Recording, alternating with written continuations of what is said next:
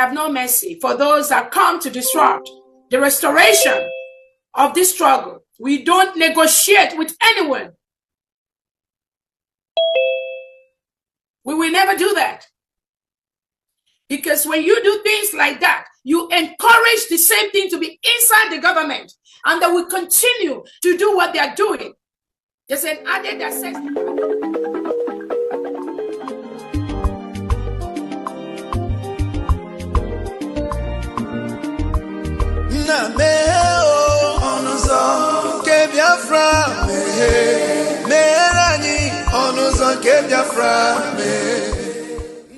Welcome, fellow Biafrans, lovers of freedom across the world. I welcome you to this amazing platform. Thank you so much for joining me on today's program, and I wish you a very happy new year. Finally, we are now in the year 2025, and as we proceed in the year 2025, we must not forget that we have a lot of responsibilities. Our responsibility in this platform is to give you information and make sure that you have an update on what is going on in Biafra land, more especially things that has to do with the restoration of independent state of Biafra. Today, I am going to share with you a very important video. Please pay attention to this video. In all the information that we see here, you are going to see that they have started again a new deceit to distract us from the restoration of independent state of Biafra. We must not be distracted. It is either Biafra or nothing. Mazi Nnamdi Kanu said it to us, and he has not changed his mind. If anybody tries to insinuate that Mazi Nnamdi Kanu have changed, that is a lie. Watch this video from beginning to the end. You will understand that the enemies will never give up. And those of us who are focusing on the restoration of Biafra, we must not give up. Do not get distracted, regardless what you hear or what you see. Always remember that it is Biafran first. All eyes must be on the rising sun. Every eye must be on the rising sun. Do not allow yourself to be carried away with things that are happening around you. The restoration of independent state of Biafra is one thing that we must focus on. We have the United States of Biafra now. Let's watch. In a very recent development, the United States of Biafra has formally reached out to Nigerian President Bola Ahmed Tinubu requesting recognition of Biafra's redeclared independence. This was outlined in an open letter signed by Ngozi Oraweze, the acting head of state and deputy prime minister of USP, shared on X on Monday. According to the letter, the renewed declaration of Biafra's independence took place in Finland during a convention where over 50 million Biafrans participated in a referendum on November 29, 2024.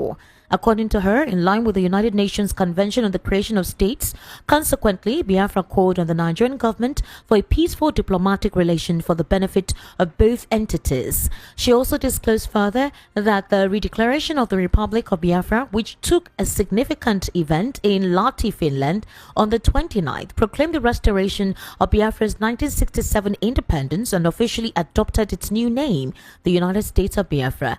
The nation comprises 40 states, according to Ngozi, and Nigeria was invited to the occasion through their invitation letter. Now, let's head into a news analysis segment, and I have right here in the studio actually two individuals who will be responding to different issues on the world news right here with me. I have Mr. Dele Fanimo. Mr. Dele Fanimo is a political, national, and social affairs commentator. He's also a director, and he'll be giving us his insights or his assessment into some of the questions here.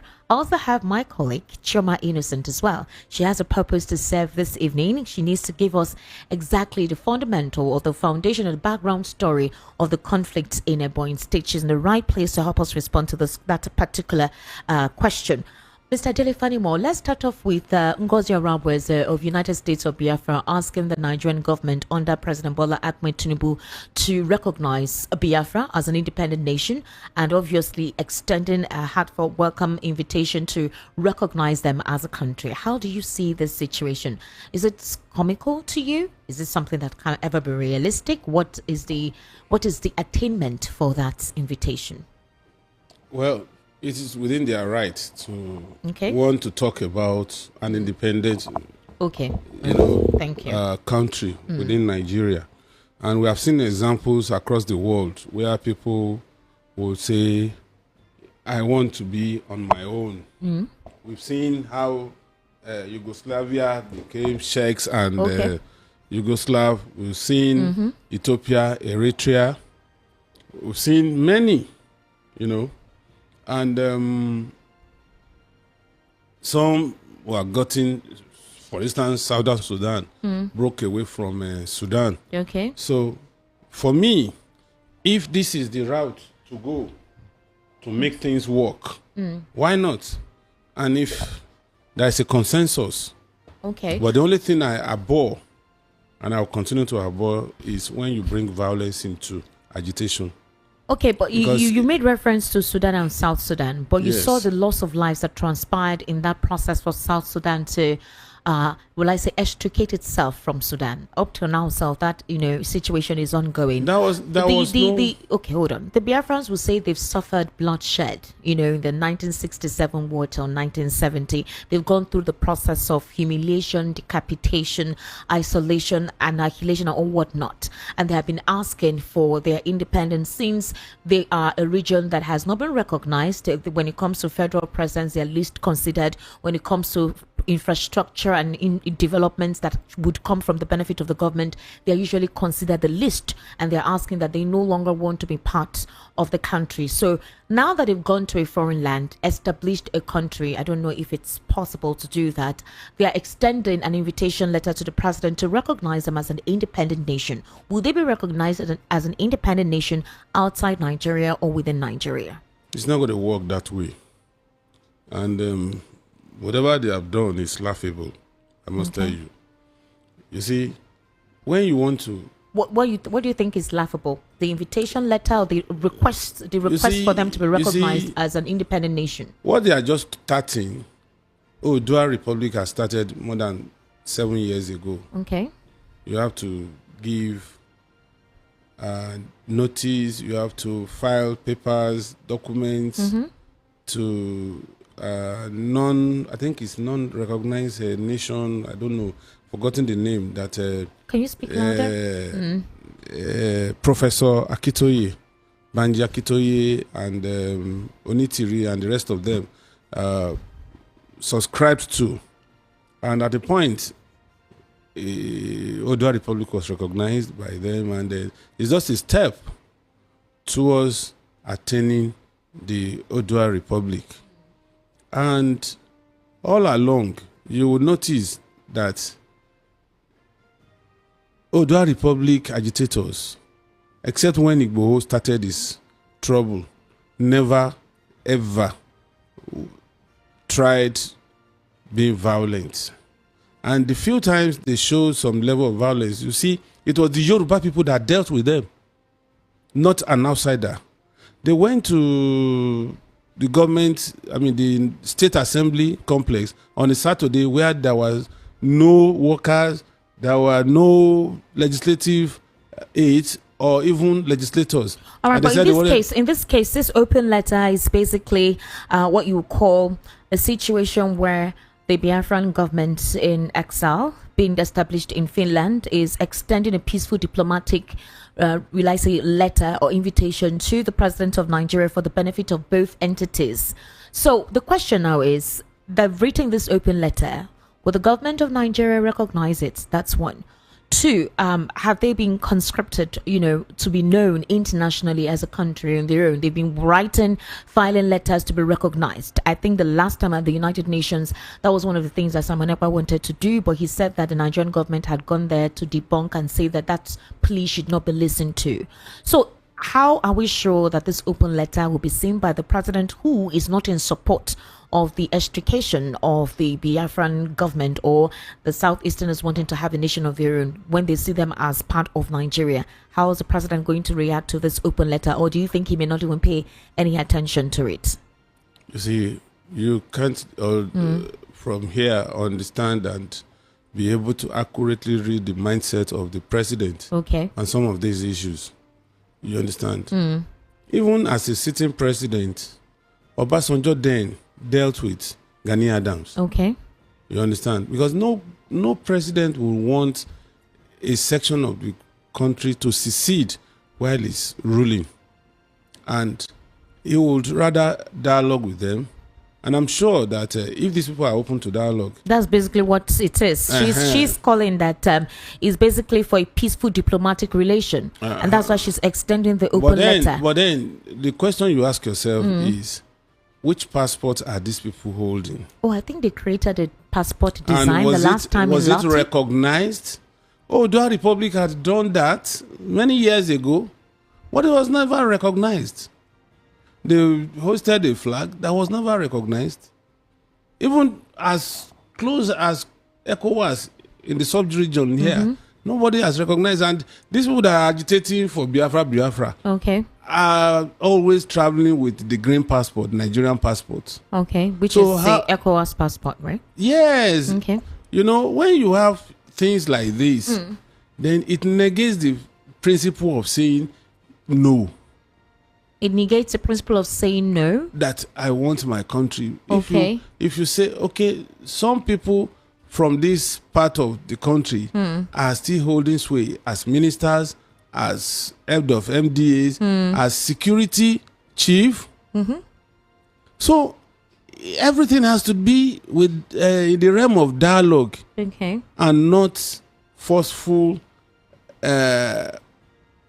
secession. I think they have dialogued in time past. It hasn't turned out to be anything. The last time was with the former president Muhammadu Buhari, who called them a dot in the nation at the time. That did not work. And now the current plea, however, beyond this recent development, is for the release of Nnamdi Kanu, which the president said that none of them have really come to approach him to say anything significant. Like he's been waiting for, an official, conversation to be had in that regard. So if this particular letter is now written in peace, like you talked about, no war, no violence, no loss of lives, no shedding of blood, that's why I'm asking that. Do you think the president will attend to this when ideally the disposition, it's not like they want that kind of emancipation to take place? You see, what I'm saying, and I'll continue to say, I've said it over and over in so many fora. Okay. Is there is a way you can secede without firing a shot. What the agitators in Finland are doing now had been done more than 10 years ago. Okay. By the Odua Republic agitators. And you see, the release of Nnamdi Kanu had been so politicized. Yeah. And there is no consensus among the 5 governors in Southeast. But that's what I'm trying to tell you. She says that the United States of Biafra has come to stay. Their arms are open to receive Nigeria for a constructive dialogue in pursuant to receive Nigeria in Finland in a peaceful and sustainable dissolution that aims at achieving a harmonious and safe disintegration with mutual respect for both countries' citizens in territorial sovereignty. So she says we are officially reaching out to establish bilateral relations with the Nigerian government in accordance with the principles of diplomacy. How can you establish bilateral relationship with a country that is not known? Well, to the UN, to the AU, to the ECOWAS. How do you establish bilateral relationship? And from which country are you going to govern? The first thing is to make sure that you let government listen to you, and then the quickest is to have a referendum where you say, this is the way we want to go. And she's making reference to the 1961 Vienna Convention on diplomatic relations. That's what she's basing her. Hold on. My sister, let's not go into too much rhetorics about this. Okay. How would you expect a president of Nigeria to fly to Finland, another country, to meet with some people who claim to have a country within Finland? Okay. That is even illegal. Okay. And to begin to dialogue with them and be establishing bilateral relations. Well, where is the chancery? Where is the ambassador's lodge in Finland for Biafra? I don't know. Look, let's be realistic about these things. I'm sure somebody who is lettered and knowledgeable will not want to buy all this. Well, let's see if the president is going to recognize this. He's not going to do that. Okay, so if that does not happen, then what happens? It would have been better if IPOB, that is in Nigeria, that has transformed to be a responsible organization, begins to dialogue with the federal government. Yes, that would be the normal thing. How can somebody go and sit down in Finland What are they into? What are they up to? That if these individuals are left unchecked, they will become kidnappers, armed robbers, become invaders of people's farmlands. So they're literally complaining about the fact that they need to return them to their home state since they do not know what they are there for. And that if your region tolerates banditry, killing and all whatnot, the Southwest does not tolerate that. So they will ensure they protect the Southwest and their state. So what they said was that their master simply sent them into the forest to await further directives. What directives?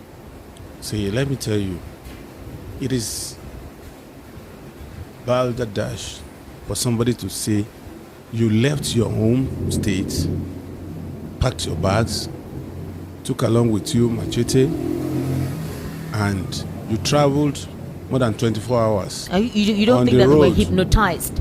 How if they were can somewhere, you they told them to stay in the forest and wait for further instructions. No, the fact that somebody, I mean, in your right senses, how could you just allow somebody to put you in a truck and say, we are taking you to somewhere?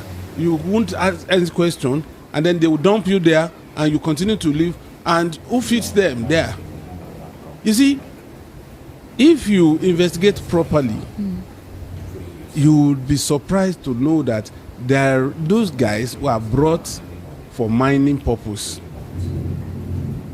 Okay. They have not reached their destination, and that's why you have to give kudos to the Amotekun outfit for detecting this. And that is why I told you in some other interventions, I've always said this, that Southwest, we will not tolerate this kind of thing. So are you saying those individuals were lying as to the fact that they were lying? They were lying. So who are these masters that were telling them to await further instructions? That is the question you ask. They have a clear brief before they left where they were coming from. Would you call this some imposition of a supposed movement to possibly take over persons' lands, take over people's religion, impose their religion on them? It may be more sinister than what you think. But the beauty of it is those security men were able to accost them before they could perpetrate any harm. You recall that Makinde, the governor of your state, raised the alarm some few weeks ago that these people that have been chased from Samvara are now running towards the Southwest. And now, so this is an example of what they are planning to do. They want to settle down and begin to unleash mayhem. And that's why there is this coordination of the Southwest. For instance, Lagos State has no business with Amotekun. They don't have Amotekun because there is no forest in Lagos where they can hibernate. But because they know that whatever happens to any of these states in the Southwest will affect Lagos. And they came for a meeting in Lagos and they fashioned out. And you know, I keep saying one thing. Security issues are not for the media. Except you are playing to the gallery. Anybody that comes to discuss security issues in the media is a charlatan.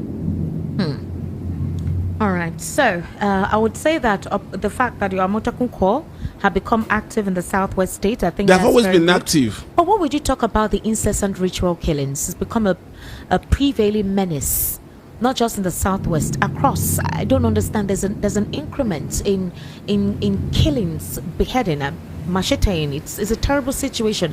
How would you describe that?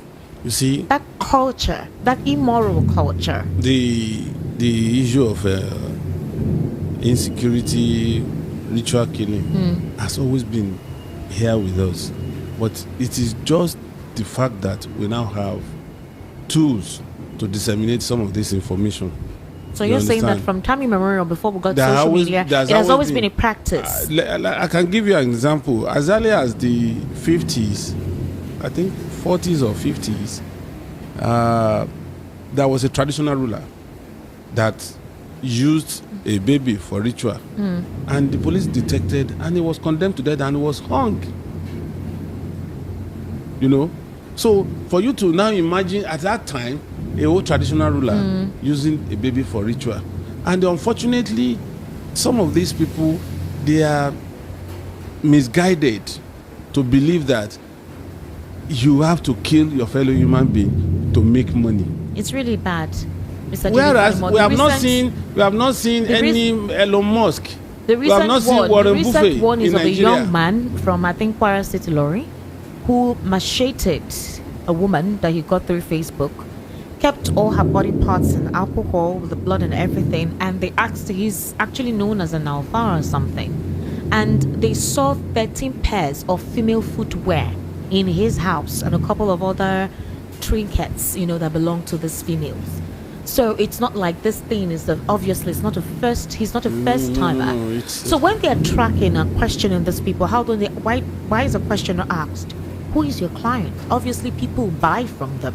Sure. So the question is, if you want to uproot this menace that has become a fundamental societal ill, who are the people that patronize these body part merchants? You see, the first thing you must establish is, if you are not wayward, it's very difficult to be caught in that web. When you say wayward, regarding I'll tell you. For instance, even as a man, look at what happened to that guy in Osun State. Okay. If that guy was not trusted by his wife and he was not confiding with his wife, the guy would have been declared missing and would never be found.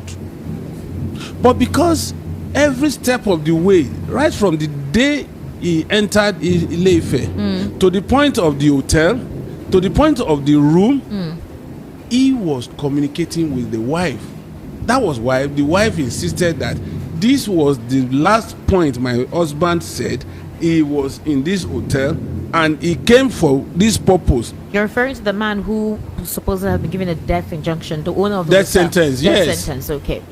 So if that's why I said I don't mean promiscuity, Okay. but I'm saying waywardness. All right. How could you carry your bag from Lagos and you are going to meet a boyfriend you met on Facebook, you have not seen physically in Oshogbo, and even your mate, even if you are in school, will not even know your whereabouts. So But do you know that? Do you know that? Blaming this young lady? Thank you so much for watching the program. I appreciate you for your patience to watch from beginning to end. I hope you have learned a lot from this very program that I just played, this video. Please like and share the video. Share to all platforms. After sharing the video, now you can go to the comment section and put down your comments.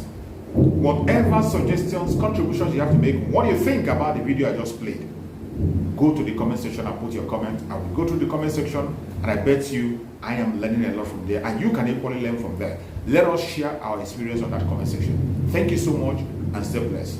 Don't forget to share, and we continue to bless you as you share. Biafra government, peace, progress, unity and equity. We move airborne.